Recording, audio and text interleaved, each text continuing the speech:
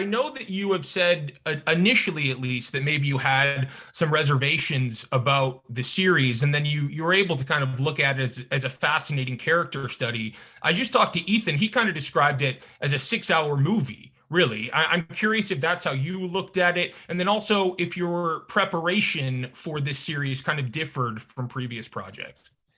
My reservations were just more about was there going to be room to really create and collaborate and have a voice in forming the story and the character and the journey of the whole thing. To my wonderful surprise, it ended up being one of the most creatively collaborative, fulfilling experiences that I've had.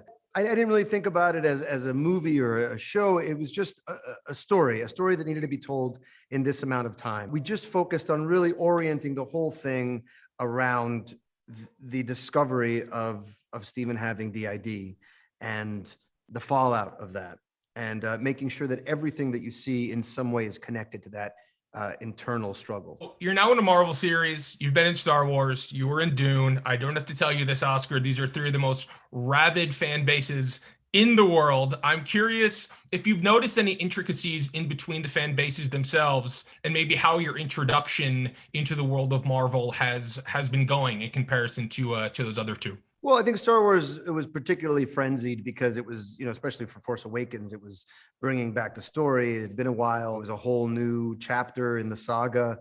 So there was that was like a religious frenzy that was happening there.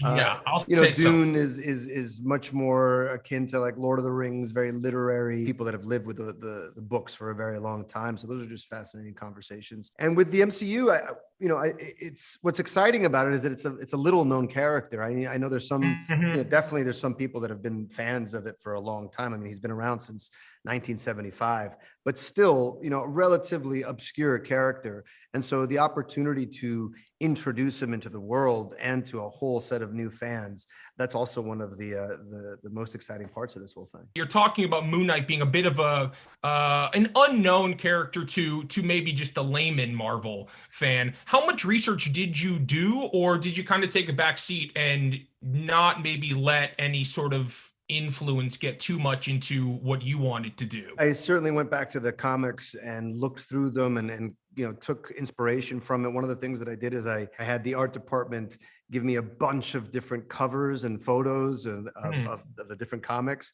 and I had them all around my trailer. So at every moment I was just immersed in the aesthetic that is Moon Knight. Oh, because wow. depending on the writer and the artist, they take it in such vastly different directions. He's quite a mutable character. So there was just something really exciting about having that vision around me all the time. But really for us, it was creating a new story within the mythos of the Moon Knight.